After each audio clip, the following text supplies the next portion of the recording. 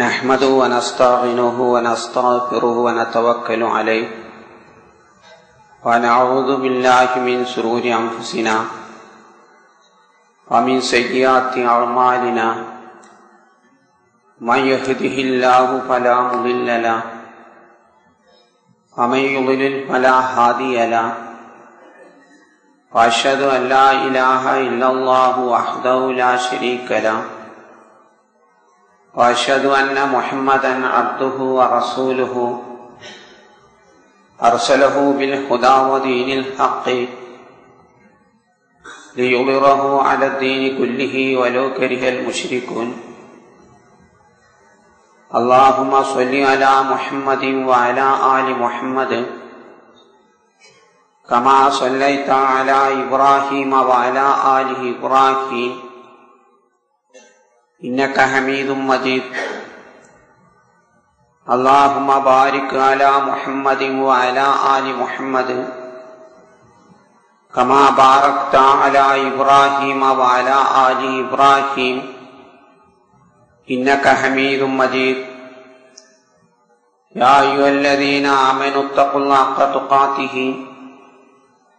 ولا تموتن إلا وأنتم مسلمون أما بعد فإن خير الحديث كتاب الله وخير الهدي هدي محمد صلى الله عليه وسلم وشر الأمور محدثاتها وكل بدعة ضلالة أعوذ بالله من الشيطان الرجيم بسم الله الرحمن الرحيم والذي قال لوالديه أف لكما أتعظانني أن أخرج فقد خلت القرون من قبلي وهما يستغيثان الله ويلك آمين إن وعد الله حق ويقول ما هذا إلا أساطير الأولين.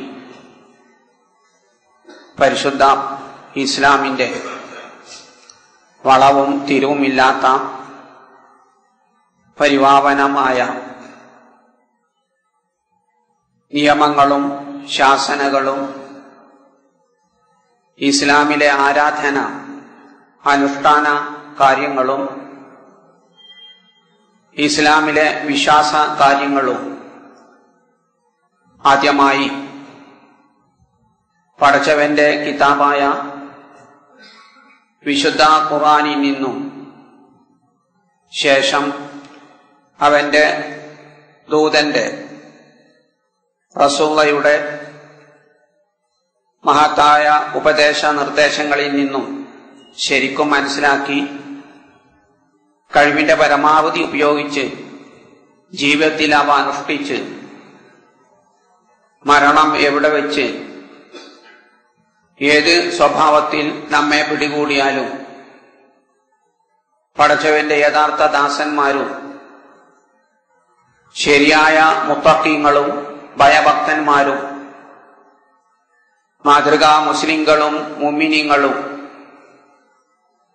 യഥാർത്ഥ തൗഹീദിന്റെയും സുന്നത്തിന്റെയും അനുയായികളുമായി ജീവിച്ച് മരിക്കാൻ ആദ്യമായി എന്നോടും തുടർന്ന് പ്രിയം നിറഞ്ഞ സ്നേഹം നിറഞ്ഞ സഹോദരന്മാരോടും സഹോദരിമാരോടും ഉപദേശിച്ച് കൊള്ളുന്നു. കഴിഞ്ഞ ഖുതുബയിൽ നാം ചർച്ച ചെയ്തത് സംസാരിച്ചത് സുബ്ഹ് നമസ്കാരത്തിന്റെ സ്വലാത്തുൽ ഫജ്റിന്റെ പ്രഭാത നമസ്കാരത്തിന്റെ സമയത്തെ സംബന്ധിച്ചായിരുന്നു. ഇനി സുഹൃത്തുക്കളെ, മറ്റുള്ള നമസ്കാരങ്ങളുടെ സമയത്തെക്കുറിച്ച് പരിശോധിക്കാം. അതായത് ളുഹ്ർ നമസ്കാരം, അതിന്റെ ആരംഭ സമയം, ആദ്യ സമയം വിശുദ്ധ ഖുർആൻ തന്നെ പ്രഖ്യാപിച്ചത്, വിവരിച്ചത് അഖിമി സ്വലാത്ത ലിദുലൂക്കി ശംസി, സൂര്യൻ ആകാശ മധ്യത്തിൽ നിന്ന് തെറ്റുന്ന സമയം എന്നാണ്. ഇനി റസൂലുള്ള ഇത് നമുക്കൊന്നും കൂടി വ്യക്തമാക്കി തന്ന് അവിടുന്ന് പറഞ്ഞ് അവ്വലു വഖ്തി സ്വലാത്തി ളുഹ്രി ഇദാ സാലത്തി ശംസു അലൈഹിന തസൂലു ശംസു എന്നെല്ലാം നബിചര്യയിൽ പറയുന്നത് കാണാം. അതായത് ളുഹ്റിന്റെ ആരംഭ സമയം, ആദ്യ സമയം സൂര്യൻ ആകാശ മധ്യത്തുനിന്ന് ഉച്ചിയിൽ നിന്ന് തെറ്റിയ ശേഷമാണ് എന്ന്. അപ്പം അതിനാൽ ഖുർആൻ തന്നെ നബിചര്യവും വ്യക്തമായി പറഞ്ഞതിനാൽ ളുഹ്റിന്റെ ആദ്യ സമയം സൂര്യൻ ആകാശ മധ്യത്തുനിന്ന് തെറ്റിയാലാണ് എന്ന വിഷയത്തിൽ മദ്ഹബിന്റെ ഇമാമികൾക്കിടയിലോ മറ്റുള്ള ഹദീസ് പണ്ഡിതന്മാരുടെ ഇടയിലൊന്നും തന്നെ അഭിപ്രായ ഭിന്നതയില്ല. ഇനി ളുഹ്ർ നമസ്കാരത്തിന്റെ അവസാന സമയം റസൂല വിശദീകരിച്ചത് ആഖിറു വഖ്തി ളുഹ്രി, ളുഹ്റിന്റെ അവസാനത്തെ സമയം ഇദാ സാറ ലില്ലു കുല്ലി ഷൈഇൻ മിസ്ലഹു, ഓരോ വസ്തുവിന്റെയും നിഴല് ആ വസ്തുവിന്റെ അത്ര തന്നെ ആയിത്തീരുക എന്നത്. മറ്റു ഹദീസിൽ കാണാം ഹീന സാറ ലില്ലു റജുലി കതൂലിഹി, ഒരു ആണിന്റെയും പെണ്ണിന്റെയും നിഴല് അവരുടെ അത്ര തന്നെ ആവുന്നത് വരെ എന്നും കാണാം. അപ്പൊ ഹദീസിൽ ഏറ്റവും പ്രബലമായത് ഈ അഭിപ്രായമാണ്. ളുഹ്റിന്റെ അവസാന സമയം ഒരു വസ്തുവിന്റെ നിഴൽ അത്രത്തോളം ആകുക എന്നതാണ്. മറ്റൊരു ഹദീസ് കാണാം, അതായത് അസറിന്റെ സമയം പ്രവേശിക്കുന്നത് വരെയാണ് ളുഹ്റിന്റെ സമയം എന്ന് പറഞ്ഞാൽ അസറിന്റെ സമയവും ളുഹ്റിന്റെ സമയവും അവയുടെ ഇടയിലൊരു ക്യാപ്പ് വിടവില്ല. അതായത് ളുഹ്റിന്റെ സമയം അസ്തമിക്കുമ്പോൾ അസറിന്റെ സമയം ആരംഭിക്കാണ് എന്നത്, രണ്ടിന്റെയും ഇടയിലൊരു വിടവ് വരുന്നില്ല എന്ന്. അത് നബിചര്യന്ന് വ്യക്തമാണ്. പക്ഷേ ഹനഫി മദ്ഹബില് ളുഹ്റിന്റെ അവസാന സമയം ഒരു വസ്തുവിന്റെ നിഴല് ഇരട്ടിയാണത് വരെയാണ്. അതുകൊണ്ടാണ് ഷാഫി പള്ളികളിൽ നിന്നും മുജാഹിദ് പള്ളികളിൽ നിന്നൊക്കെ അസറിന്റെ ബാങ്ക് കൊടുത്തു കഴിഞ്ഞ് ഏകദേശം 45 മിനിറ്റ് കഴിഞ്ഞിട്ടാണ് ഹനഫി പള്ളികളിൽ അസറിന്റെ ബാങ്ക് കൊടുക്കുക. കാരണം അവര് പറയുന്നത് ളുഹ്റിന്റെ അവസാന സമയം ഒരു വസ്തുവിന്റെ ഇരട്ടി ആവുന്നത് വരെയാണ് എന്നാണ്. ഇരട്ടിയായാലേ നമസ്കാരം ളുഹ്റിന്റെ സമയം തുടങ്ങുള്ളൂ എന്നാണ്. അപ്പൊ ളുഹ്റിന്റെ അവസാന സമയത്തും അസറിന്റെ ആദ്യ സമയത്തും ഇമാമിങ്ങൾക്കിടയിൽ ഒരു അഭിപ്രായ ഭിന്നതയുണ്ട്.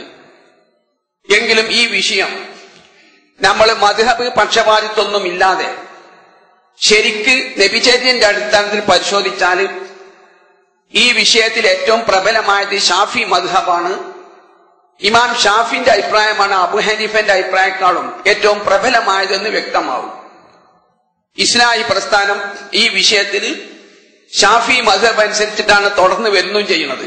അത് ഇമാം ഷാഫി പറഞ്ഞ് എന്നതിന്റെ അടിസ്ഥാനത്തിലല്ല, അല്ലെ ഇമാം അബു ഹനീഫിനോട് നമുക്ക് എന്തെങ്കിലും വെറുപ്പുള്ളത് കൊണ്ടുമല്ല.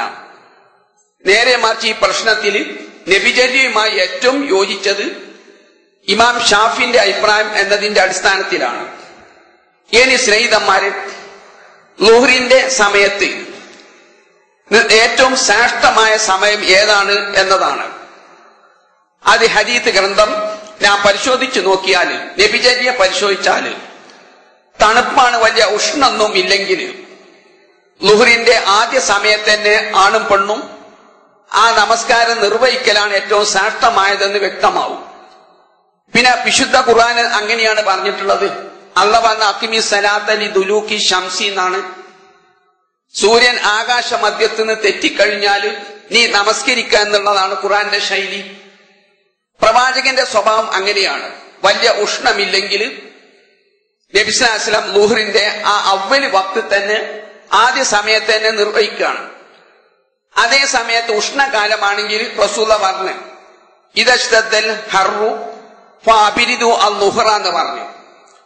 ഉഷ്ണം കഠിനമായി കഴിഞ്ഞാൽ ളുഹറിന്റെ ഏറ്റവും ശ്രേഷ്ഠമായ സമയം നിങ്ങൾ അതിനെ പിന്തിപ്പിക്കലാണെന്ന് പറഞ്ഞു. അങ്ങനെ ഒരു കൈലൂലത്തിന്റെ ഉറപ്പ് എന്ന് പറയും, ഉച്ച സമയത്തുള്ള ഒരു വിശ്രമം.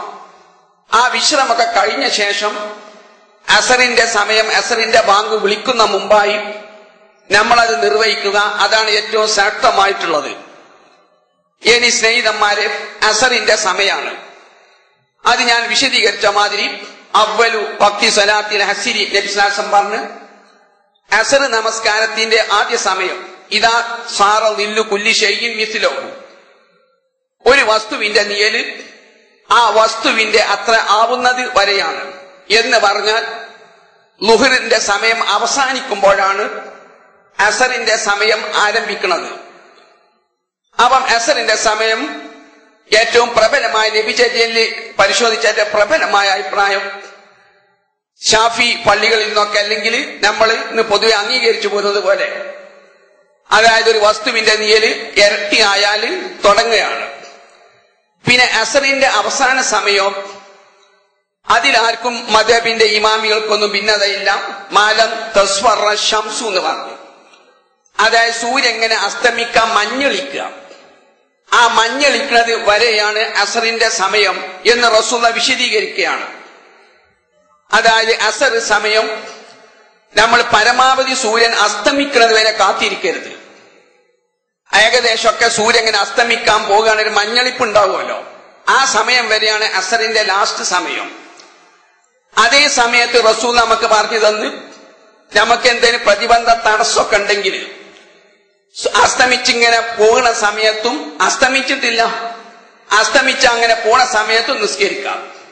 ആ നബി സല്ലല്ലാഹു അലൈഹി വസല്ലം അദ്റക റകഅതൻ മിനൽ അസ്രി, ഒരു ആണിനും പെണ്ണിനും ഒരു റകഅത്ത്, അസ്ർ നമസ്കാരത്തിന് ഒരു റകഅത്ത് കിട്ടി, അപ്പോഴാണ് സൂര്യൻ അസ്തമിച്ചത് എങ്കിൽ അവർക്ക് കുറ്റമില്ല. നമസ്കാര അസറിന്റെ സമയം വീഴ്ച വീഴ്ത്തി എന്നില്ല, ഒരു റകഅത്തെങ്കിലും കിട്ടണം. അപ്പൊ ഇതിന്റെ അടിസ്ഥാനത്തിൽ അസർ നമസ്കരിക്കാത്തവനാണെങ്കിൽ, കാരണം നമസ്കാരം വിരോധിച്ച സമയം ഇൻഷാല്ലാഹ് പിന്നീട് വിശദീകരിക്കാം. അപ്പം വിരോധിച്ച സമയമാണ് സൂര്യൻ ഇങ്ങനെ അസ്തമിച്ചു കൊണ്ടിരിക്കല്. കാരണം അത് സൂര്യാരാധകന്മാരെ ടൈമാണ്. നിങ്ങൾ കോഴിക്കോട് ചില സ്ഥലത്തൊക്കെ ചെന്നാല് സൂര്യൻ ഇങ്ങനെ അസ്തമിക്കുന്ന സമയത്ത് കാണാൻ കടൽപ്പുറത്ത് ഇങ്ങനെ മുട്ടുകുത്തി ആരാധിക്കുന്നത് കാണും.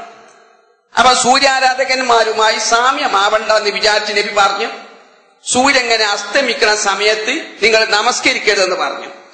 പക്ഷെ ഒരാൾക്ക് ജോലി തിരക്കുണ്ടായിരുന്നു. അപ്പൊ അയാള് നമസ്കരിച്ചു കൊണ്ടിരിക്കുകയാണ്, ഒരു റകഅത്ത് കിട്ടിയിട്ടുണ്ട്. സൂര്യൻ അസ്തമിച്ചു കഴിഞ്ഞാലും അയാൾ നിസ്കാരം വീഴ്ച വരുത്തുന്നില്ല, അയാൾക്ക് നമസ്കാരം കിട്ടിക്കഴിഞ്ഞെന്ന് പറഞ്ഞു. എങ്കിലും സ്നേഹിതന്മാരെ, റസൂലുള്ളാഹി വളരെ ഗൗരവത്തിൽ പറഞ്ഞ സംഗതിയാണ് ഈ കപടവിശ്വാസികൾ. ആ കപടവിശ്വാസികളുടെ സ്വഭാവമാണ് ഈ അസർ നിസ്കാരം ഇങ്ങനെ പിന്തിപ്പിക്കുക. അവസാനം സൂര്യൻ അസ്തമിക്കണ സമയത്ത് ഓൻ എഴുന്നേറ്റ് കോഴി കൊത്തുന്ന മാതിരി വേഗത്തിൽ അങ്ങോട്ട് നമസ്കരിക്കുമെന്ന് പറഞ്ഞു. അവ പ്രതിബന്ധമല്ലാത്ത ആണും പെണ്ണും മനഃപൂർവ്വം സൂര്യൻ ഇങ്ങനെ അസ്തമിക്കണം അല്ലെങ്കിൽ നബി വിരോധിച്ച സമയം ആവാൻ വേണ്ടി കാത്തിരിക്കരുത്. അതേ സമയത്ത് ഇസ്ലാം മതം ഞാൻ വിശദീകരിച്ചല്ലോ, നമുക്ക് പ്രയാസങ്ങൾ ഇല്ലാതിരിക്കണം, നിസ്കാരം കൊണ്ട് ബുദ്ധിമുട്ടിക്കാതിരിക്കാൻ വേണ്ടി അസറിന്റെ സമയം സൂര്യൻ അസ്തമിക്കുന്നത് വരെ സാധിക്കാത്ത ആളുകൾക്ക് വേണ്ടി നമസ്കരിക്കാം. പിന്നെ വിശുദ്ധ ഖുർആൻ അങ്ങനെ തന്നെ പറഞ്ഞു, ഖബില തുലൂഇ ശംസി വ ഖബിലൽ ഉറൂബ്, അസ്തമിക്കണ മുമ്പായിട്ട് നിങ്ങൾ അസർ നമസ്കരിക്കണമെന്ന് പറഞ്ഞു. ഇനി സ്നേഹിതന്മാര്, അസർ നമസ്കാരത്തിന്റെ ഏറ്റവും ശ്രേഷ്ഠമായ സമയം അത് എപ്പോഴാണ് എന്നതാണ്. ഞാൻ പറഞ്ഞ മാതിരി ഷാഫി മദ്ഹബില് ഏകദേശം കുറെ താമസിച്ചിട്ട് നിസ്കരിക്കലാണ് ഉത്തമം. അല്ല, ഹനഫി മദ്ഹബിന്. അതുകൊണ്ട് ഹനഫിയാക്കള് അസർ നമസ്കാരം കുറെ പിന്തിച്ചിട്ടാണ് നിസ്കരിക്കുക. ഷാഫി പള്ളിയിൽ നിന്ന് നിസ്കാരമൊക്കെ കഴിഞ്ഞ് കുറെ താമസിച്ചിട്ട് ഹനഫി പള്ളികളിൽ അസർ തുടങ്ങുകയാണ്. അപ്പം ഹനഫി മദ്ഹബ് പ്രകാരം ഇമാം അബു ഹനീഫ റഹിമഹുല്ലാഹിന്റെ അഭിപ്രായ പ്രകാരം അസർ കുറച്ചിങ്ങനെ പിന്തിപ്പിക്കലാണ് ഏറ്റവും ഉത്തമമെന്നാണ്. പക്ഷെ എങ്കിലും ഹദീസ് നമ്മൾ സൂക്ഷ്മ പരിശോധന നടത്തിക്കഴിഞ്ഞാൽ ഇതിൽ ഇമാം ഷാഫി ഇമാമിന്റെ അഭിപ്രായമാണ് ശരിയെന്ന് ബോധ്യപ്പെടും എന്ന് പറഞ്ഞാൽ നബി പ്രതിബന്ധമൊന്നുമില്ലെങ്കിൽ നബി അസർ നമസ്കാരം അതിന്റെ അവ്വൽ വക്തില് ആദ്യ ടൈമിൽ തന്നെയാണ് നമസ്കരിച്ചതെന്നാണ് കൂടുതൽ ഹദീസിന്റെ നബിചര്യന്റെ പിൻബലമുള്ളത്. അപ്പൊ അതിലും നാം ഇന്ന് തുടർന്നു പോകുന്ന ഇസ്ലാഹി പ്രസ്ഥാനം തുടർന്നു പോരുന്ന അതേ ചര്യ തന്നെ സ്വീകരിച്ചാൽ മതി. ഇനി സ്നേഹിതന്മാര്, മഗ്‌രിബിന്റെ സമയമാണ്. മഗ്‌രിബിന്റെ സമയം ആർക്കും തർക്കല്ല, സൂര്യൻ അസ്തമിച്ചു കഴിഞ്ഞാലാണ്. കാരണം സുലഫം മിനൽ ലൈലി എന്ന് ഖുർആൻ തന്നെ പറഞ്ഞു. സുലഫ് എന്ന് പറഞ്ഞ എല്ലാ അറബി ഭാഷ നിഘണ്ടുവിലും പറഞ്ഞത് അവ്വലു സഅത്തിൽ ലൈലി എന്നാ. രാത്രി തുടങ്ങുമ്പോൾ ആദ്യ സമയം സൂര്യൻ അസ്തമിച്ച ഉടനെയുള്ള ടൈമിനാണ് മഗ്‌രിബിന്റെ ആദ്യ സമയം. സുലഫ് എന്ന് പറയാം. അപ്പൊ നബിന്റെ ചര്യ അങ്ങനെ തന്നെയായിരുന്നു. അസ്തമിച്ച് കഴിഞ്ഞാലാണ് മഗ്‌രിബ് നബി നമസ്കരിക്കാറുള്ളത്. ഇനി ലാസ്റ്റ് സമയോ അത് ഹദീസിന്റെ ഗ്രന്ഥത്തിൽ ധാരാളം അഭിപ്രായ ഭിന്നത കാണും. ചില ഹദീസിൽ കാണാം സുലുസ് എന്ന് പറഞ്ഞാൽ മഗ്‌രിബ് ഇശ വരെ. അഭിപ്രായ ഭിന്നത മദ്ഹബിലാണുള്ളത്. അതായത് നബി മാല യസ്ഖുതി ശഫഖു അല്ലെ മാല യഗീബു ശഫഖു എന്നൊക്കെ ഹദീസിൽ കാണാം. മഗ്‌രിബിന്റെ അവസാന സമയം അസ്തമന ശോഭ മറിയുന്നത് വരെയാണ് എന്ന്. അസ്തമന ശോഭ മറിഞ്ഞ ഇശ തുടങ്ങി. പക്ഷെ ഷാഫി മദ്ഹബിന് ഇതിൽ വൈരുദ്ധ്യമുണ്ട്. അതായത് ഇമാം ഷാഫി റഹിമഹുല്ലാഹ് അദ്ദേഹത്തിന്റെ പഴയ അഭിപ്രായം ഖദീമായ ഖൗൽ എന്നാണ്. ആദ്യം ഇമാം ഷാഫി റഹിമഹുല്ലാഹ് പറഞ്ഞത് മഗ്‌രിബിന്റെ സമയം ഇശ വരെ വിശാലാണ്. ഇശായിന്റെ ഭാഗം കൊടുക്കുന്ന സമയത്താണ് മഗ്‌രിബിന്റെ സമയം അവസാനിപ്പിക്കുന്നത്. പിന്നെ ഇമാം ഷാഫി തിരുത്തി പറഞ്ഞു മഗ്‌രിബിന്റെ സമയം ഇശ വരെ വിശാലതല്ല എന്ന് പറഞ്ഞാൽ ഒരാള് ഒതു എടുക്കുകയും ബാങ്ക് ഇഖാമത്തും കൊടുക്കുകയും അങ്ങനെ നഗ്നത മറക്കുകയും 5 റക്അത്ത് നിസ്കരിക്കാനുള്ള സമയം ഇത്ര സമയമുള്ളൂ എന്ന് പറഞ്ഞു. പക്ഷേ സ്നേഹിതന്മാര് ഈ വിഷയത്തിൽ 10-ലധികം ഹദീസ് വന്നിട്ടുണ്ട്. മഗ്‌രിബിന്റെ സമയം ഈ ഇശന്റെ സമയം വരെയാണ് എന്ന് കാണിക്കുന്ന ധാരാളം ഹദീസ് ഉണ്ട്. കാരണം മഗ്‌രിബിന്റെ സമയം മാല യസ്ഖുത് അഷ്ഫഖു അല്ലെ മാല ഗൈബ് അഷ്ഫഖു എന്നൊക്കെ കാണാം. അസ്തമന ശോഭ മറിയുന്നത് വരെ. ഇനി അസ്തമന ശോഭ മറിഞ്ഞാൽ റസൂൽ പറഞ്ഞു വൈന അവ്വല വക്തിൽ ഇശായി, ഇശായിന്റെ ആദ്യ സമയം ഈന യസ്ഖുതു ശഫഖു അസ്തമന ശോഭ മറിഞ്ഞാലാണ്. അപ്പൊ മഗ്‌രിബിന്റെയും ഇശന്റെയും ഇടയിൽ എന്തില്ല, ഇടവേളല്ല, ക്യാപ്പ് വരുന്നില്ല എന്നർത്ഥം. പിന്നെ പൊതു തത്വം മഗ്‌രിബും ഇശയും നമുക്ക് ജമ്മാക്കി നിസ്കരിക്കാലോ. ജമ്മാക്കി നിസ്കരിക്കുന്ന നിസ്കാരത്തിന്റെ ഇടയിലൊന്നും വിടവ് കാണൂല. അപ്പൊ ളുഹ്റും അസ്റും നമുക്ക് യോജിപ്പിച്ച് നിസ്കരിക്കാം, ജമ്മാക്കി നിസ്കരിക്കാം. പിന്നീട് ഇൻഷാ അല്ലാഹ് വിശദീകരിക്കുന്നുണ്ട്. അതുകൊണ്ട് ളുഹ്റിന്റെ അസ്റിന്റെ സമയത്തിന്റെ ഇടയിൽ വിടവില്ല എന്ന് പറഞ്ഞാൽ ളുഹ്റിന്റെ സമയം അവസാനിപ്പിക്കുമ്പോൾ അസ്റിന്റെ തുടങ്ങാം. അതുപോലെ തന്നെയാണ് മഗ്‌രിബിന്റെ സമയം അവസാനിപ്പിക്കുമ്പോഴാണ് ഇശന്റെ ആദ്യ സമയം തുടങ്ങുന്നത് എന്നർത്ഥം. അവക്കിടയിൽ വിടവില്ല. പക്ഷെ നമ്മൾ മലമാറിലാണ്, കേരളത്തിലാണ്, മലകളും കുന്നുകളും ഒക്കെ ഉണ്ട്. അതുകൊണ്ട് നമുക്ക് വേഗം തോന്നുകയാണ് അസ്തമന ശോഭ മറിഞ്ഞിട്ടുണ്ട് എന്നുള്ളത്. അസ്തമന ശോഭ ശരിക്കും അറിയുക ഈ ഇശന്റെ ബാങ്ക് കൊടുക്കുന്ന ആ സമയം വരെയാണ്. അതുകൊണ്ട് ഇമാം നബവി, രണ്ടാം ഷാഫിയ ഇമാം നബവി ശറഹ് മുഅദ്ദബിൽ പറഞ്ഞു ഈ വിഷയത്തിൽ നമ്മൾ സ്വീകരിക്കേണ്ടത് ഇമാം ഷാഫിന്റെ പഴയ അഭിപ്രായമാണ്. ഈ 22 വിഷയങ്ങളിൽ ഷാഫി മദ്ഹബ് ഇമാം ഷാഫിന്റെ പഴയ അഭിപ്രായം സ്വീകരിക്കുക. അതിനാണ് പിന്നീട് ഹദീസിന്റെ പിൻബലം കാണുന്നത്. അതിൽപ്പെട്ട ഒരു വിഷയമാണ് ഈ മഗ്‌രിബിന്റെ സമയം. അപ്പൊ ശറഹ് മുഅദ്ദബ് എന്ന പ്രസിദ്ധ ഗ്രന്ഥത്തിൽ ഇമാം നബവി രണ്ടാം ഷാഫിയ നബവി 10-ലധികം ഹദീസ് ഉദ്ധരിച്ചു. മഗ്‌രിബിന്റെ സമയം ഇശ വരെ നീണ്ടു നിൽക്കുന്നുണ്ട്. ഇശന്റെ ബാങ്ക് വിളിക്കുമ്പോഴാണ്, ഇശന്റെ സമയം പ്രവേശിക്കുമ്പോഴാണ് മഗ്‌രിബിന്റെ സമയം തെറ്റുക എന്ന് പറഞ്ഞ് 10-ലധികം ഹദീസ് ഉദ്ധരിച്ചു. എന്നിട്ട് അദ്ദേഹം പറഞ്ഞു നമ്മൾ വാശി പിടിക്കണ്ട, കാരണം മദ്ഹബു ഷാഫിഈ മുതാബഅത്തു സുന്നത്തി ദാ സബതത്. ഷാഫി മദ്ഹബ് എന്ന് പറഞ്ഞാൽ ഇമാം ഷാഫി പറഞ്ഞ അഭിപ്രായം സ്വീകരിക്കുന്നതല്ല, നേരെ സുന്നത്ത് സ്ഥിരപ്പെട്ട് കണ്ടാൽ അത് സ്വീകരിക്കലാണ്. ഇമാം ഷാഫി എന്നെ മരണ വേളയിൽ നമ്മോട് പറഞ്ഞിട്ടുണ്ടല്ലോ ഇതാ സഹൽ ഹദീസ് വഹുവ മദ്ഹബി, നബിചര്യ സ്ഥിരപ്പെട്ട് കണ്ടാൽ അതാണ് എന്റെ മദ്ഹബ്. അതുകൊണ്ട് ഈ വിഷയത്തിൽ ഷാഫി മദ്ഹബ് പ്രബലപ്പെടുത്തിയത് ഇമാം ഷാഫിന്റെ ആദ്യത്തെ അഭിപ്രായം തന്നെയാണ്. എന്ന് പറഞ്ഞാൽ മഗ്‌രിബിന്റെ സമയം ഇശന്റെ വരെ വിശാലമാണ്.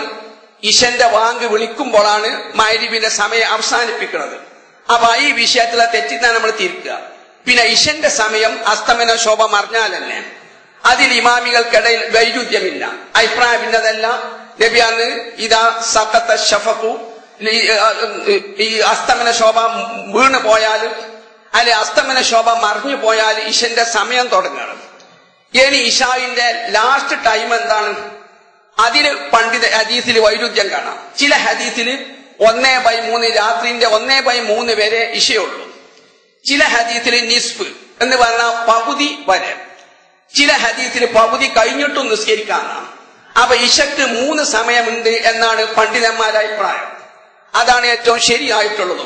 എന്ന് പറഞ്ഞാൽ ആദ്യ സമയം, ഇശന്റെ ആദ്യ സമയം അസ്തമന ശോഭ മറിഞ്ഞാല്. പിന്നെ ഏറ്റവും അഫ്ളലായ സമയം അർദ്ധരാത്രി. അർദ്ധരാത്രി പിന്തിക്കാതിരിക്കലാണ് ഏറ്റവും നല്ലത്. പിന്നെ ജായിസായ സമയമുണ്ട്, അനുവദനീയ സമയം. അത് സുബഹിന്റെ ബാങ്ക് വിളിക്കണ മുമ്പ് എപ്പങ്ങൾ നിസ്കരിച്ചാലും അത് പടച്ചോ സ്വീകരിക്കും. ഇശ ഖളാ ആയിന്ന് വരൂല. അതിന് ഇമാം നബവി ഉദ്ധരിക്കുന്നത്, ഇമാം ബുഖാരി ഉദ്ധരിക്കുന്ന ഹദീസ് കാണാം. ഒരിക്കല് ദഹബ ആമത്തുൽ ലൈലി, രാത്രിന്റെ പകുതിയിലും സമയം കഴിഞ്ഞു പോയി. പകുതി കഴിഞ്ഞു പോയിട്ട് നബി ഇശ നിസ്കരിച്ചു എന്ന് ഇമാം ബുഖാരി മുസ്ലിം ഉദ്ധരിക്കുന്ന ഹദീസിൽ കാണും. അതേ സമയത്ത് കൂടുതൽ ഹദീസിൽ പറഞ്ഞ നിസ്ഫുൽ ലൈൽ, അർദ്ധരാത്രി വരെയാണ്. ആ പരമാവധി നമ്മൾ 12 മണിന്റെ പിന്താതിരിക്കുക. അതുകൊണ്ട് തന്നെയാണ് ഇപ്പൊ നമ്മൾ ഹജ്ജിന്ന് ഇപ്പൊ അറഫയിൽ നമ്മൾ നിന്ന് കഴിഞ്ഞാൽ സൂര്യൻ അസ്തമിച്ച ശേഷം നമ്മൾ മഗ്‌രിബ് നിസ്കരിക്കാതെ പുറപ്പെടണം. ഒരിക്കലും അറഫയിൽ വെച്ച് മഗ്‌രിബ് നിസ്കരിക്കാൻ പാടില്ല. മഗ്‌രിബ് നബി ജമ്മും കസ്റുമായിട്ടാണ് നിസ്കരിക്കുക. അത് നബി മുസ്ദലിഫ എത്തിക്കഴിഞ്ഞാൽ നബി ബാങ്ക് വിളിക്കും, ഇക്കാമത്തും വിളിക്കും. എന്നിട്ട് മഗ്‌രിബ് 3 റക്അത്ത് നിസ്കരിക്കും. ശേഷം ഇക്കാമത്ത് മാത്രം വിളിച്ചിട്ട് ഇശ 2 റക്അത്തും നിസ്കരിക്കും. പക്ഷെ നമ്മൾ ബസ്സിൽ സഞ്ചരിക്കുകയാണെങ്കിൽ അർദ്ധരാത്രി എത്തിക്കഴിഞ്ഞാലും നമ്മൾ മുസ്ദലിഫിൽ എത്തിയിട്ടുണ്ടാവില്ല. നടന്നാൽ വേഗത്തിലെത്താം, വാഹനത്തിലാണെങ്കിൽ ഒച്ചുപോളമാരിയെ പോവുള്ളൂ. അപ്പൊ 12 മണിയായിട്ടും നമ്മുടെ വാഹനം മുസ്ദലിഫിൽ എത്തിയിട്ടില്ലെങ്കിൽ നമ്മൾ വേഗം ബസ് നിർത്തിയിട്ട് ആ സ്ഥലത്ത് വെച്ച് നിസ്കരിക്കുക. ഇനി അങ്ങനെയല്ല, മുസ്ദലിഫ് എത്തട്ടെ എന്ന് വിചാരിച്ച് നിങ്ങൾ 1 മണിക്കോ 2 മണിക്കോ മുസ്ദലിഫ് എത്തിയാലും വിരോധമൊന്നുമില്ല. നമുക്ക് മഗ്‌രിബ് ആദ്യം നിസ്കരിച്ച് ഇശ 2 റക്അത്തായി നിസ്കരിക്കാം. എങ്കിലും പരമാവധി നമ്മൾ അർദ്ധരാത്രി പിന്താതിരിക്കലാണ്. പക്ഷേ പ്രവാചകന്റെ ഹദീസിൽ അർദ്ധരാത്രി പിന്തിയ ശേഷവും നബി നിസ്കരിച്ചതായി സ്ഥിരപ്പെട്ടിട്ടുണ്ട്. അതുകൊണ്ട് ഇമാം നബവിയൊക്കെ ശറഹ് മുദബിലൊക്കെ പറഞ്ഞ് ഇശക്ക് ഇങ്ങനെ ഒരു ജായിസായ അനുവദനീയ സമയമുണ്ട്. അത് സുബഹിന്റെ ബാങ്ക് വിളിക്കുന്നത് വരെയാണ്. അപ്പൊ അതിന്റെ അടുക്ക് നിസ്കരിച്ചാലും സമയത്ത് നമ്മൾ വീഴ്ച വരുത്തിയവരാവൂല. പിന്നെ മഗ്‌രിബിന്റെ സമയം ഞാൻ പറഞ്ഞ മാതിരി അവ്വൽ ഏറ്റവും ഉത്തമം ആദ്യ സമയത്ത് തന്നെയാണ്. കാരണം നബിയും സഹാബത്തും മഗ്‌രിബ് നിസ്കരിച്ചിട്ട് പോകുമ്പോ അമ്പ് എഴുതാല് അമ്പ് വീണ സ്ഥലം വരെ കാണുന്നതാണ്. അത്രയ്ക്ക് നേരത്തെ നബി ആ സമയത്ത് തന്നെ ആദ്യ സമയത്ത് തന്നെ മഗ്‌രിബ് നിസ്കരിക്കാറുണ്ട്. ഇശന്റേത് പരമാവധി നബി പറഞ്ഞ ലൗലാ അന്ന ശുക്ക ഉമ്മത്തി, എന്റെ സമുദായത്തിന് പ്രയാസം ബുദ്ധിമുട്ടില്ലാകുമായിരുന്നുവെങ്കിൽ ഞാൻ ഇശനെ പരമാവധി പിന്തിപ്പിക്കുന്നതാണ്. അപ്പൊ ഇശ നിസ്കാരം ഒരിക്കലും ബാങ്ക് കൊടുത്ത സമയം അവ്വല് സമയത്ത് നിസ്കരിക്കലല്ല. ഇനി ധാരാളം ഹദീസ് കാണാം ഇശന്റെ ബാങ്ക് കൊടുത്ത സമയത്ത് തന്നെ ആളുകളൊക്കെ ജമാഅത്തിന് വന്നിട്ടുണ്ടെങ്കിൽ നബി അവരെ ബുദ്ധിമുട്ടിക്കണ്ടെന്ന് വിചാരിച്ച് നബി ശ്വാസം ഉടനെ നിസ്കരിക്കും. നേരെ വന്നിട്ടില്ലെങ്കിൽ നബി പരമാവധി പിന്തിപ്പിക്കലാണ്. അതിന് ധാരാളം ഹദീസ് കാണാം. ആയിഷ ബിൻ സലാത്തിൽ അത്തമത്തി, ഒരിക്കൽ നബി ഇശ നിസ്കാരം കുറെ പിന്തിപ്പിച്ച് അങ്ങനെ ഉമല്ലാ വിളിച്ചു പറഞ്ഞ നാമൻ നിസാഹു വസിബിയാൻ, നബിയെ പെണ്ണുങ്ങളും കുട്ടികളൊക്കെ ഉറങ്ങിപ്പോയാലും ജമാഅത്തിന് വന്ന പെണ്ണുങ്ങളൊക്കെ ഉറങ്ങിക്കിണെന്ന് വിളിച്ചു പറഞ്ഞു. അപ്പൊ നബി വന്ന് എന്നിട്ട് നിസ്കരിച്ച് എന്നിട്ട് നബി പറഞ്ഞു, എന്റെ സമുദായത്തിന് പ്രയാസമല്ലായിരുന്നുവെങ്കിൽ ഞാൻ പതിവായിട്ട് തന്നെ ഈ സമയത്ത് താമസിപ്പിച്ചാൽ നിസ്കരിക്കാന്ന് പറഞ്ഞു. പക്ഷെ പ്രയാസമല്ലാത്തത് കൊണ്ട് ഇല്ലാതിരിക്കാൻ വേണ്ടി അവ്വല് സമയത്ത് നിസ്കരിക്കുകയാണ്. അപ്പൊ ഏറ്റവും നല്ലത് ഇശ കുറച്ച് ജമാഅത്തും പിന്തിപ്പിക്കാൻ പറ്റിയ കുറച്ച് പിന്തിപ്പിക്കലാണ്. അങ്ങനെ ഓരോ രംഗത്തും പ്രവാചകന്റെ ചര്യ മനസ്സിലാക്കി ജീവിതത്തിൽ പകർത്തി യഥാർത്ഥ മുത്തഖീങ്ങളായി ജീവിച്ചു മരിക്കാം ഉള്ള മഹത്തായ ഭാഗ്യം പഠനം നമുക്ക് എല്ലാവർക്കും പ്രദാനം ചെയ്യട്ടെ. അൽഹംദുലില്ലാഹ്, സ്വല്ലല്ലാഹു അലാ നബിയിനാ മുഹമ്മദി വഅലാ ആലിഹി വസഹ്ബിഹി വസല്ലമ തസ്ലീമൻ ദായിമൻ ഇലാ യൗമിദ്ദീൻ. അമ്മാ ബഅദു ഫത്തഖുല്ലാഹ ഇബാദല്ലാഹ്. അല്ലാഹുവിനെ ഭയപ്പെട്ട് ശരിയായ മുത്തഖീങ്ങളായി ഭയഭക്തന്മാരായി ജീവിച്ച് മരിക്കാൻ ഒന്നുകൂടി എന്നോടെന്ന പോലെ പ്രിയം നിറഞ്ഞ സ്നേഹം നിറഞ്ഞ സഹോദരിമാരോടും സഹോദരന്മാരോടും ഉപദേശിച്ചുകൊള്ളുന്നു. ഒരു സംശയം ഉന്നയിച്ചത്, ഈ കേരളത്തിലെ ഈ സാഹചര്യത്തിന് ഈ രണ്ടാമത്തെ ഹജ്ജിന് അതുപോലെ തന്നെ രണ്ടാമത്തെ ഉംറക്കൊക്കെ പോകല് അത് പുണ്യകർമ്മവും അനുവദിക്കപ്പെട്ടതുമായി തീരുമോ എന്നുള്ളതാണ്. സ്നേഹിതന്മാരെ, വിശുദ്ധ ഖുർആൻ പറഞ്ഞു, വലില്ലാഹി അലന്നാസി ഇജ്ജുൽ ബൈത്തി മനിസ്തതാ ഇലൈഹി സബീല എന്ന് പറഞ്ഞു. സാമ്പത്തിക ശേഷിയും എല്ലാം ഉള്ള ആളുകള് ആ ലോകത്താദ്യമായി സ്ഥാപിച്ച കഅബയെ ഒന്നേ സന്ദർശിക്കേണ്ടതുണ്ട്. വമൻ കഫറ ഫഇന്നല്ലാഹു ഗനിയ്യുൻ അനിൽ ആലമീൻ. സാമ്പത്തിക ശേഷിയൊക്കെ ഉണ്ടായിട്ടും ഹജ്ജിനെ പ്രശ്നമാക്കാതെ ആരെങ്കിലും അങ്ങനെ കാഫിറാവാൻ ഉദ്ദേശിച്ചാൽ എന്നല്ല, അവിടെ കാഫിറാകുക എന്നില്ല. വല്ലവനും ഹജ്ജ് ചെയ്യാതെ കാഫിറാവാൻ ഉദ്ദേശിച്ചാലും പടച്ചോൻ ഈ ലോകരിൽ നിന്നൊക്കെ വളരെ വലിയ മുതലാളിയാണ്. കാരണം ഈ മുതലാളിമാരെയൊക്കെ മക്കയിലേക്ക് ക്ഷണിച്ചു വരുത്തിയിട്ട് അള്ളാഹ്ക്കൊന്നും കിട്ടാനില്ല, നിങ്ങളെ ഗുണത്തിന് തന്നെയാണെന്ന് പറഞ്ഞു. അപ്പൊ ഖുർആൻ തന്നെ നമുക്ക് വ്യക്തമാണ്, ഒരു ഹജ്ജേ അള്ളാഹ് പറഞ്ഞിട്ടുള്ളൂ. ഇനി ഇതുപോലെ ഒരു വെള്ളിയാഴ്ച ദിവസം നബി മിമ്പർ എന്ന് പറഞ്ഞ് അയ്യുഹന്നാസു ഉജ്ജു, ജനങ്ങളെ നിങ്ങൾ ഹജ്ജ് ചെയ്യുക, ഫഇന്നല്ലാഹ ഫർള അലൈക്കുമുൽ ഹജ്ജ, കാരണം പടച്ചോൻ നിങ്ങളുടെ മേൽ ഹജ്ജ് നിർബന്ധമാക്കിയിട്ടുണ്ട്. അപ്പൊ ഖുതുബന്റെ അടുക്കലെ സംശയങ്ങൾ ചോദിക്കാം, ഇമാമിനെ ക്രോസ് ചെയ്യാന്ന് നിൽക്കാവരുത്, വ്യക്തി അല്ലെങ്കിൽ എഴുന്നേറ്റ് ചോദിക്കാം. അപ്പൊ ഒരാൾ എന്നെ ഖുതുബന്റെ അടുക്ക് നബിനോട് ചോദിച്ചു, അഫീ കുല്ലി ആമീൻ യാ റസൂലല്ലാഹ്, പ്രവാചകരെ എല്ലാ വർഷവും ഞങ്ങൾ ഹജ്ജ് ചെയ്യണമെന്ന് ചോദിച്ചു. അപ്പൊ നബി സല്ലല്ലാഹു അലൈഹി വസല്ലം പറഞ്ഞു, ഹൽ ഹജ്ജ് മറ, ഒരു പ്രാവശ്യമുള്ളൂ ഹജ്ജ് നിർബന്ധമുള്ളൂ. പ്രവാചകൻ നമുക്ക് മാതൃക കാണിച്ചെന്നതും ആ ഫർള് മാത്രം എടുത്തിട്ടാണ് ഹജ്ജിന്റെ വിഷയത്തിൽ, സുന്നത്ത് നബി എടുത്തിട്ടില്ല എന്ന് പറഞ്ഞ ഹജ്ജ് ഹിജ്റ 6 തന്നെ നിർബന്ധാക്കിക്കണം. അതായത് നബി ഹജ്ജിന് പുറപ്പെട്ട സമയത്ത് ഹജ്ജത്തുൽ വദായിലല്ല ഹജ്ജ് നിർബന്ധം, ഹിജ്റ 6 അത് സൈനുദ്ദീൻ മഖ്തൂമിന്റെ ഫത്തുൽ മുഈൻ വരെ പരിശോധിച്ചാൽ കാണും, ഫത്തുൽ മുഈൻ വരെ പറഞ്ഞത് ഹജ്ജ് നിർബന്ധാക്കുന്ന ഹിജ്റ 6. പിന്നെ നബി ഹിജ്റ 8 9 തന്നെ അലിയല്ലാഹുവിന്റെ നേതൃത്വത്തിലും അബൂബക്കറിന്റെ നേതൃത്വത്തിലും ഹജ്ജിന് ആളുകളെ വിട്ടതുണ്ട്. പക്ഷെ അങ്ങനെയൊക്കെ ആയിട്ടും സുഹൃത്തുക്കളെ, നബി കഅബന്റെ അടുത്ത് തന്നെയാണ് താമസിക്കുന്നത്. നബിക്ക് ഇന്ന് നമുക്ക് ഹജ്ജ് ചെയ്യണമെങ്കിൽ ലക്ഷങ്ങളോളം ചെലവാണ്. അതൊന്നും സാമ്പത്തിക ചെലവ് ഇല്ലായിട്ടും പ്രവാചകൻ ഒരു ഹജ്ജ് ജീവിതത്തിൽ ചെയ്തിട്ടുള്ളൂ. ഉംറയാണെങ്കിൽ 3 അഭിപ്രായമുണ്ട്, 4 അഭിപ്രായമുണ്ട്. ബുഖാരി മുസ്ലിം ഉദ്ധരിക്കുന്ന ഹദീസിൽ കാണാൻ അനസ് പറഞ്ഞു, നബി 4 ഉംറയാണ് ചെയ്തിട്ടുള്ളത്. അതേ സമയത്ത് ആയിഷാ ബീബിയും ഇബ്നു ഉമറും പറഞ്ഞ് നബി 3 ഉംറയെ ചെയ്തിട്ടുള്ളൂ. പരസ്പരം വൈരുദ്ധ്യമല്ല. കാരണം അനസുല്ലാഹു എന്നെ വിശദീകരിച്ച് ബുഖാരി തന്നെ കാണാം, നബി 4ാമത്തെ ഉംറ ചെയ്തത് നബി ഹജ്ജത്തുൽ വദായില് എന്ന് പറഞ്ഞാല് ഹജ്ജിന്റെ കൂടെ തന്നെയാണ്. അതായത് നബി ഖാരിനാണ്, ഹജ്ജിനും ഉംറക്ക് ഒന്നിച്ച് ഇറാൻ കിട്ടിയതാ. അപ്പൊ നബി ഹജ്ജിന്റെ കർമ്മം തന്നെ ചെയ്താൽ ഓട്ടോമാറ്റിക്കലായിട്ട് ഉംറ കിട്ടും. അപ്പൊ 4 എന്ന് പറഞ്ഞത് അത് നബിന്റെ ഹജ്ജിന്റെ കൂടെ ചെയ്തതാണ് എന്ന് പറയുകയാണ്. പിന്നെ നബി ഉംറ ചെയ്തതൊക്കെ തന്നെ ഈ ഹജ്ജിന്റെ മാസത്തിലാണ്. ആയിഷാ ബി പറഞ്ഞ് നബി 2 ഉംറ ചെയ്തത് ദുൽഖഅദ് മാസത്തിലാണ്, 1 ഉംറ ശവ്വാൽ മാസത്തിലുമാണ് ചെയ്തിട്ടുള്ളത്. റംസാൻ മാസത്തിൽ നബി ഉംറക്ക് സാക്ഷത ഉണ്ടെങ്കിലും നബി ജനങ്ങളിങ്ങനെ റംസാൻ മാസം ഓന്ന് വിചാരിച്ചിട്ട് ഉംറക്ക് പറക്കാതിരിക്കാൻ വേണ്ടി മുഹമ്മദ് നബി റംസാനിൽ ഒറ്റ ഉംറയും ചെയ്തിട്ടില്ല. അത് വിചാരിച്ചത് ഉംറക്ക് സാക്ഷതല്ല എന്നെല്ലാം പറഞ്ഞത് റംസാൻ മാസത്തിൽ സാക്ഷത ഉണ്ട് എന്നാണ് ഹദീസുണ്ട്. പ്രവാചകൻ ഈ ഉംറ ചെയ്തത് 2 ഉംറ ദുൽഖഅദ് മാസത്തിലാണ്, 1 ഉംറ ശവ്വാൽ മാസത്തിലാണ് പ്രവാചകൻ ചെയ്തിട്ടുള്ളത്. പിന്നെ 1 ഉംറ ഹജ്ജിന്റെ കൂടെ ഖാരിനായും കൊണ്ട് അങ്ങനെ ചെയ്യാണ് ചെയ്തിട്ടുള്ളത്.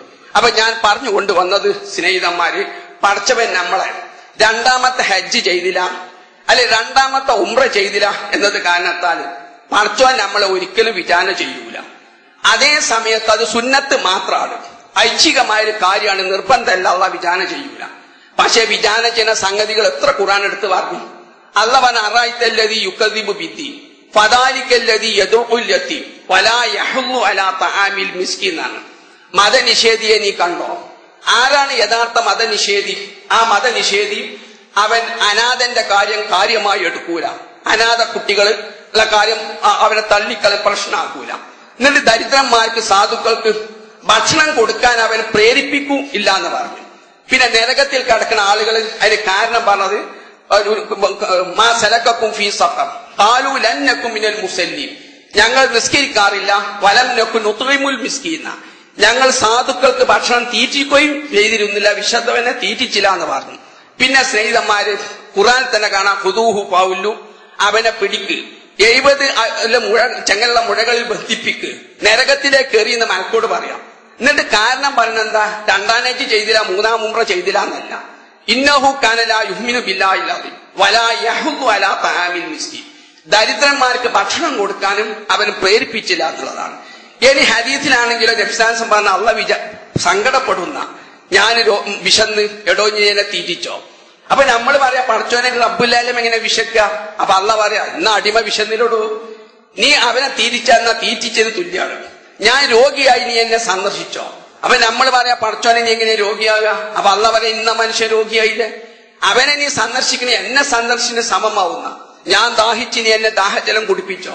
നമ്മൾ പറയാ പടച്ചോനെ നീ എങ്ങനെയാ ദാഹിക്കാം? ഇന്ന മഹലിലെ ആളുകൾ വെള്ള സൗകര്യം ഇല്ലാതെ ദാഹജലം ഇല്ലാതെ ബുദ്ധിമുട്ടിയെ നീ കണ്ടില്ലേ, അവർക്ക് നീ വെള്ളം കുടിപ്പിച്ച് എന്നെ കുടിപ്പിച്ച സമം. അപ്പൊ ഞാൻ പറഞ്ഞുകൊണ്ടുവരുന്ന സുഹൃത്തുക്കളെ, ഒരിക്കലും നമ്മൾ രണ്ടാമത്തെ ഹജ്ജ് ചെയ്തില്ല, അല്ലെ രണ്ടാമത്തെ ഉംറ ചെയ്തില്ല എന്ന കാരണത്താൽ പടച്ചോൻ നമ്മളെ വിചാരണ ചെയ്യൂല. എന്നെ കാണാൻ വേണ്ടി സഫാ മർവയിൽ ഞാൻ പ്രതിഷ്ഠിച്ചിട്ടാണല്ലോ, എന്നെ കാണാൻ വേണ്ടി എന്തുകൊണ്ട് രണ്ടാം ഹജ്ജിന് വന്നില്ല, രണ്ടാം ഉംറക്ക് വന്നില്ല എന്ന് പറഞ്ഞ് വിചാരണ ചെയ്യൂല. പക്ഷെ വിചാരണ ചെയ്യുന്ന ഫർളായ സംഗതികൾ നമ്മുടെ വീട്ടിൽ തന്നെ ചിലപ്പോൾ അത് കഷ്ടപ്പെടുന്ന ആളുകളുണ്ടാവും. ഇനി നിങ്ങൾ ചെന്നോക്കി സുഹൃത്തുക്കൾ, തിരുവനന്തപുരം ചിത്രയിലൊക്കെ ചിലത് ഉടനെ ഓപ്പറേഷന് വിധേയാവേണ്ട രോഗികൾക്ക് ചിലപ്പോ സമയം കൊടുത്തിട്ടുണ്ടാവുക 2 കൊല്ലം കഴിഞ്ഞിട്ടായിരിക്കും. കാരണം ഫുള്ളായി ബുക്കിംഗ് ആയിട്ടുണ്ടാവും. അപ്പോഴേക്ക് അവർ മരണപ്പെട്ടു പോവുകയാണ്. അതുകൊണ്ട് സ്നേഹിതന്മാര്, നമ്മൾ ഈ കേരളത്തിലെ ചുറ്റുപാടില് രണ്ടാമത്തെ ഹജ്ജിനും രണ്ടാമത്തെ ഉംറക്കും പോകാൻ പറ്റൂല എന്ന് തന്നെ നമുക്ക് പറയാം. കാരണം ഫർള് ഉപേക്ഷിച്ചുകൊണ്ട് ആരാപ്പോ സുന്നത്തിന് പറക്കാൻ വേണ്ടി പറഞ്ഞത്? പക്ഷെ ഈ ഗ്രൂപ്പുകൾ ഇങ്ങനെ ഇറങ്ങിയത് കൊണ്ട്, ഹജ്ജ് ഗ്രൂപ്പുകൾ പലത് വലിയൊരു ബിസിനസ്സാണത്. കാരണം ഹജ്ജ് ഗ്രൂപ്പുകൾ ഇറങ്ങിയത് കൊണ്ട് രണ്ടാമത്തെ ഹജ്ജിന്റെ മൂന്നാമത്തെ ഉംറന്റെ ഒക്കെ സാക്ഷത എങ്ങനെ പറഞ്ഞ അടിച്ചു തന്നെയാണ്. അതേ സമയത്ത് അടുത്ത മെഡിക്കൽ കോളേജിലേക്ക് ഇവർ കൊണ്ടുപോകുമോ, അവിടെ ചൂണ്ടിക്കാണിച്ചു കൊടുക്കുമോ? കഷ്ടപ്പെടുന്ന നമ്മുടെ കുടുംബത്തിൽ തന്നെ ഉണ്ടാവില്ല സ്നേഹിതന്മാര്. അപ്പൊ ഞാൻ പറഞ്ഞു കൊണ്ടുവന്നത്, നിങ്ങൾ രണ്ടാം ഹജ്ജ് ചെയ്ത് തെറ്റാണ്, ഉംറയിൽ തെറ്റാന്ന് വ്യാഖ്യാനിക്കരുത്. ഞാൻ പറഞ്ഞ നമ്മളെ കേരളത്തിലെ സാഹചര്യങ്ങൾ, ചുറ്റുപാടുകൾ, നിങ്ങൾ ആ മെഡിക്കൽ കോളേജിലൊക്കെ ചെന്ന് നോക്കി, നിങ്ങൾ രോഗികളൊക്കെ ക്യാൻസർ രോഗികൾ പുഴുക്കളായി ഇങ്ങനെ കിടക്കാം. വേദനയ്ക്ക് ഒരു ഗുളിക വാങ്ങാം, ക്യാൻസർ രോഗം പിടിച്ചതാ സുഹൃത്തുക്കളെ. ഒരു മോർഫിൻ വാങ്ങാനുള്ള പൈസ അല്ലാതെ വേദന സഹിക്കാത്ത രോഗികളുണ്ട്. ഇതൊന്നും ഞമ്മക്ക് അന്വേഷിച്ച് മനസ്സിലാക്കാനും സഹായിക്കാനും സാധിക്കുന്നില്ലല്ലോ. അതുകൊണ്ട് നമ്മൾ ഇസ്ലാമിനെ വികലമായി നമ്മൾ മനസ്സിലാക്കരുത്. ഓരോന്നിനും അതിൻ്റെതായ സ്ഥാനം നമ്മൾ കൽപ്പിക്കാം. അതുകൊണ്ട് ഈ കർത്തവ്യമൊക്കെ നിർവഹിക്കുന്ന ആളുകൾ, എല്ലാം ചെയ്യുന്ന ആളുകൾ അത് പോയാൽ ഞാൻ തെറ്റാന്നും പറയുന്നില്ല. അതേ സമയത്ത് കേരളത്തിലെ ചുറ്റുപാട് സാഹചര്യം നമ്മൾ മനസ്സിലാക്കണം. എത്രയോ എന്റെ മോള് മെഡിക്കൽ കോളേജിൽ പഠിച്ച സമയത്ത് BSc നേഴ്സിന് പഠിച്ച അവസരത്തിൽ മോളെ എപ്പോഴും പറയും, ചില രോഗികൾ കിടക്കുന്ന രോഗികൾക്ക് എന്ത് ചിലപ്പം ആസ്പത്രിയിൽ നിന്ന് ഭക്ഷണം കിട്ടും, പക്ഷെ രോഗികളെ ചികിത്സ നോക്കുന്ന ആളുകൾക്ക് പട്ടിണിയായിരിക്കും. എന്നിട്ട് ഞാൻ വലിയ മുതലാളിയല്ല, ഞാൻ ഓൾക്ക് കൊടുക്കുന്ന പൈസയിൽ ഓള് കൊടുക്കുക, ഈ രോഗികളെ നോക്കാൻ നിൽക്കുന്ന ആളുകൾ. അങ്ങനെ കണ്ട് ഉള്ളവന്റെ കയ്യിൽ നല്ലോണം പൈസ ഉണ്ട്. കാരണം ഇന്ന് കോടികൾ എന്ന് പറഞ്ഞ ഒരു പ്രശ്നം മനുഷ്യനല്ല, ഇല്ലാത്തവൻ ഇന്നും ഇല്ലാത്തവൻ തന്നെ. പക്ഷെ എന്റെ വ്യത്യാസം, പണ്ടത്തെ മാതിരി എന്താ കൈ നീട്ടി യാചിക്കൂല. പണ്ട് കല്യാണത്തിന് വിളിച്ചാതെ വരെ വന്നില്ല സ്നേഹിതന്മാരെ. ഇന്ന് പള്ളിയിൽ വരെ കല്യാണം പറഞ്ഞാൽ വരുമോ? പണ്ട് കല്യാണത്തിന് വിളിച്ചാതെ പോയതല്ലേ. മനുഷ്യന്മാർക്ക് അഭിമാനം ഉണ്ടെന്നുള്ളൂ. അല്ലാതെ നിങ്ങൾ വിചാരിച്ച ആർക്കാപ്പ പട്ടിണിയുള്ളത്, ആർക്കാപ്പ രോഗിയായിട്ട് പറ്റുന്ന പൈസ ഇല്ലാത്തവരുണ്ട്. അപ്പൊ അവരെ നമ്മൾ മനസ്സിലാക്കുക. പിന്നെ ഞാൻ നിങ്ങൾ ഓതി കേൾപ്പിച്ചത് സൂറത്ത് അഹ്കാഫിൽ ഒരു പരലോക നിഷേധിയായ മോന്റെ ഉദാഹരണമാണ്. ആ കുട്ടി വന്ന വല്ലതി കാലലി വാലിദ യുഫിൻ തെക്കുമ, ഉമ്മാനോടും ഉപ്പാനോടും പറയാണ്, എനിക്ക് മുമ്പ് കുറെ ആളുകൾ മരിച്ചു പോയിട്ടുണ്ടല്ലോ, ആ മരിച്ചോലും ഇങ്ങോട്ട് വന്നിട്ട് പരലോക ഉണ്ട്, ഖബറിലെ ശിക്ഷ ഉണ്ട് എന്നൊക്കെ പറയട്ടെ, എന്നാ ഞാൻ വിശ്വസിക്കാന്ന് പറയാണ്. അതായത് പരലോക നിഷേധികളുടെ ഒരു മൂന്നാമത്തെ ഒരു പ്രധാന വാദമാണ്, ഈ മൗലൈമാരും മൂല്യന്മാരൊക്കെ മരിച്ചു പോയിക്കണോ, മരിച്ചു വന്നതാണോ, മരിച്ചോല് വന്നിട്ട് മിമ്പർമ കേട്ട് എന്നിട്ട് പറയട്ടെ. അല്ലെങ്കിൽ മുഹമ്മദ് ജനങ്ങളെ നന്നാക്കി എടുക്കാൻ വേണ്ടി സ്വർഗമുണ്ടെന്ന് പറഞ്ഞതാണ്, അല്ലെങ്കിൽ ശിക്ഷ ഉണ്ട് നരകണ്ടെന്ന് പറഞ്ഞതാണ്. ഇങ്ങനെ ജനങ്ങളെ നല്ല ഉദ്ദേശമായിരുന്നു മുഹമ്മദിന്, ജനങ്ങളെ നല്ലവരാക്കാൻ വേണ്ടി സ്വർഗവും നരകവും പറഞ്ഞതാണെന്ന. ഇത് പണ്ടത്തെ വാദമാണ്, ഇന്നും അത് തന്നെയാണ് വാദം. പക്ഷെ ഇതിനൊന്നും ഒരു അടിസ്ഥാനമില്ല സ്നേഹിതന്മാരെ. കാരണം ജനങ്ങളെ നല്ലവരാക്കാൻ വേണ്ടി മുഹമ്മദ് ഇങ്ങനെ സ്വർഗം നരകവും പറഞ്ഞ് അത് മൂല്യന്മാരും മൗലൈമാരും അല്ലെ വയറ്റിന്റെ പ്രശ്നത്തിന് അത് ഏറ്റെടുത്തിട്ട് പറയാണ്, മിമ്പർമെന്നൊക്കെ പറയുകയാണെന്ന് വരികയാണെങ്കിൽ ആദ്യം നമ്മൾ എന്ത് തെളിയിക്കണം? മുഹമ്മദ് നുണ പറയുന്നവനാണ്, കളവ് പറയുന്നവനാണ് തെളിയിക്കണം. പക്ഷെ ഇസ്ലാമിന്റെ കഠിന ശത്രുത്വക്ക് വരെ മനുഷ്യരോടെങ്കിലും മുഹമ്മദ് കളവ് പറഞ്ഞത് പരിചയമല്ല. അതുകൊണ്ട് അൽ അമീൻ വിശ്വസ്തൻ എന്ന പേര് നബിന്റെ അമ്മയും ബാപ്പിയും കൊടുത്തതല്ല, അബ്ദുൽ മുത്തലിബും നൽകിയതല്ല. പിന്നെ ആര് നൽകിയതാണ്? ഖുറൈശികൾ തന്നെ നൽകിയതാണ് വിശ്വസ്തൻ എന്നുള്ളത്. പിന്നെ മുഹമ്മദിന് ദൈവത്തിൽ വിശ്വാസം ഉണ്ടായിരുന്നില്ല എന്ന് തെളിയിക്കണം. കാരണം പടച്ചോന്റെ പേര് നോണറിഞ്ഞെന്നല്ലേ വരിക, സ്വർഗം ഉണ്ടെന്നൊക്കെ അള്ള പറഞ്ഞിരിക്കണാണല്ലോ നബി പറയുന്നത്. അപ്പൊ പടച്ചോനെ പേടിയില്ലാത്തവരാണ് തെളിയിക്കണം. പിന്നെ വിശുദ്ധ ഖുർആന് അത് ദൈവികമല്ല മുഹമ്മദിന്റേതാണെന്ന് തെളിയിക്കാൻ സാധിക്കണം. ഇങ്ങനെയൊക്കെ തെളിയിക്കാൻ സാധിച്ചാലേ ഈ പ്രശ്നം തന്നെ വരുന്നുള്ളൂ. മുഹമ്മദ് നന്നാക്കി എടുക്കുവാൻ വേണ്ടി പറഞ്ഞതാണ് എന്നൊക്കെ. അങ്ങനെയല്ല, നബിന്റെ ജീവിതത്തിൽ ഒരിക്കലും എപ്പോഴെങ്കിലും ഒരു നിരീക്ഷണവാദം കണ്ടുപിടിക്കാൻ സാധിച്ചിട്ടില്ല. ഭാര്യമാരൊക്കെ നബിനെ ശരിക്ക് പരിശോധിച്ചിരുന്നു. ഒരിക്കൽ നബി കിടപ്പറിന്ന് എഴുന്നേറ്റ് പോവുകയാണ്. ഭാര്യ ആയിഷാബിയും നബിന്റെ പിന്നാലെ പോയി. അപ്പൊ എന്താ കണ്ടത്? ബക്കി എന്ന ശ്മശാന പറമ്പ് പോയി. എല്ലാവരും ഉറങ്ങിക്കിടക്കുന്ന അവസരത്തിൽ തന്റെ അനുയായികൾക്ക് വേണ്ടിയിട്ട് പൊട്ടിക്കരഞ്ഞ് പ്രാർത്ഥിക്കണ മുഹമ്മദിനെയാണ് അവർക്ക് കാണാൻ സാധിച്ചത്. പിന്നെ നബിന്റെ ഭാര്യമാരൊക്കെ സ്നേഹിതന്മാർ ഇന്നലെ അങ്ങോട്ട് നബിനെ കൊല്ലാൻ വന്നപ്പോ സഫിയ എന്ന് പറഞ്ഞാല് നബിനെ കൊല്ലാൻ വേണ്ടി വന്നതാണ്. അങ്ങനെ ചെറ പിടിച്ചിട്ട് നബി സ്വാതന്ത്ര്യയാക്കി കല്യാണം കഴിച്ചതാണ്. ഉമ്മു ഹബീബിയാണെങ്കിൽ ഏറ്റവും നബിന്റെ കഠിന ശത്രുവായ അബു സുഫിയാന്റെ മകളാണ്. ഇങ്ങനെ നബി ഒരുപക്ഷെ കൂടുതൽ വിവാഹം തന്നെ ചെയ്തത് ഇതിനാണ്. കാരണം രഹസ്യം എന്തെങ്കിലും ഉണ്ടെങ്കിൽ, കാരണം ഹിറ്റ്ലർ ഒരു കാമുകിനെ വരെ തെരഞ്ഞെടുക്കണമെങ്കിൽ കൊല്ലങ്ങളോളം പരിശോധനയ്ക്ക് വിധേയാക്കുന്ന തന്റെ രഹസ്യം പുറത്തു വിടുമെന്ന് വിചാരിച്ചിട്ട്. അപ്പൊ നബിക്ക് അങ്ങനെ ഒരു കാപ്പട്ടി ഉണ്ടെങ്കിൽ ഒരിക്കലും ഈ ഭാര്യമാരൊക്കെ ശത്രുവിന്റെ മകളിൽ ഇന്നലെ അങ്ങോട്ട് കൊല്ലാൻ വേണ്ടി വന്ന പെണ്ണിനെയൊക്കെ വിവാഹം കഴിക്കൂല. അവരൊക്കെ ശരിക്കും നബിന്റെ രഹസ്യജീവൻ പരിശോധിച്ചിട്ടുണ്ട്. അപ്പോഴൊക്കെ കാണാൻ സാധിച്ചതാണ്. ഒരിക്കൽ നബിനെ കണ്ടില്ല. ആയിഷാബി കൈയിട്ട് നോക്കുമ്പോ നബി സുജൂദ് കടന്ന് കണ്ണീര് വാർത്ത് പ്രാർത്ഥിക്കുന്ന മുഹമ്മദിനെയാണ് കാണാൻ സാധിച്ചുള്ളത്. അപ്പൊ അത് നന്നാക്കാൻ വേണ്ടി നുണ അറിഞ്ഞതൊന്നുമല്ല. നബി നുണ അറിയുന്നുള്ളത് അവര് വരെ പറഞ്ഞിട്ടില്ല. അതുകൊണ്ട് പരലോകം അതിന്റെ നിലക്ക് മനസ്സിലാക്കി ആ തത്വം ജീവിതത്തിൽ പകർത്തി യഥാർത്ഥ ഭക്തന്മാരും പരലോക വിശ്വാസിയായി ജീവിച്ചു മരിക്കാം. പഠിച്ച മഹത്തായ ഭജനക്ക് എല്ലാവർക്കും പ്രദാനം ചെയ്യണം. പഠിച്ചവനെ ഞങ്ങൾക്ക് ഭൗതികവും പാരത്രികവുമായ ധാരാളം ജോലികളും കടപ്പാടുകൾ ചെയ്തു തീർക്കേണ്ടവരാണ്. എല്ലാ ശാരീരികവും സാമ്പത്തികവും മാനസികമായ ഇഫത്ത് ഐശ്വര്യനെ പ്രദാനം ചെയ്യണം. പഠിച്ചു ഞങ്ങൾ രോഗമായി വീടുകളിലും ആസ്പത്രിയിലും സുഖമില്ലാതെ കിടക്കുന്ന ഉമ്മമാർക്കും ബന്ധുക്കൾക്കും ആദർശ ബന്ധുക്കൾക്കും സർവ്വ സഹോദരി സഹോദരന്മാർക്കും എന്റെ മഹത്തായ ശിവകാരണം അവർക്ക് രോഗശാമനം നൽകണം. പഠിച്ചു ഞങ്ങൾ അടുത്തതായി വിദൂരത്തായിട്ട് മരിച്ചുപോയ ഉമ്മമാർക്കും ഉപ്പമാർക്കും ബന്ധുക്കൾക്കും ആദർശ ബന്ധുക്കൾക്കും സർവ്വ മുസ്ലിം സഹോദരി സഹോദരന്മാർക്കും എന്റെ മഹത്തായ ഇസ്തിഫാർ കൊണ്ടും റഹ്മത്ത് കൊണ്ടും അവിടെ ഖബർ ജീവിതം പലരും രക്ഷ നിറഞ്ഞാക്കണം.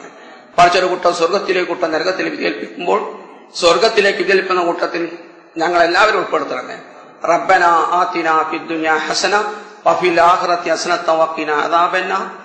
റബ്ബന ഹബ് ലനാ മിൻ അസ്വാജിനാ വദുരിയാതിനാ ഖുറത അയുൻ വജ്അൽനാ ലിൽ മുത്തഖീന ഇമാമാ. റബ്ബന ലാ തുസിഗ് ഖുലൂബനാ ബഅദ ഇദ് ഹദൈതനാ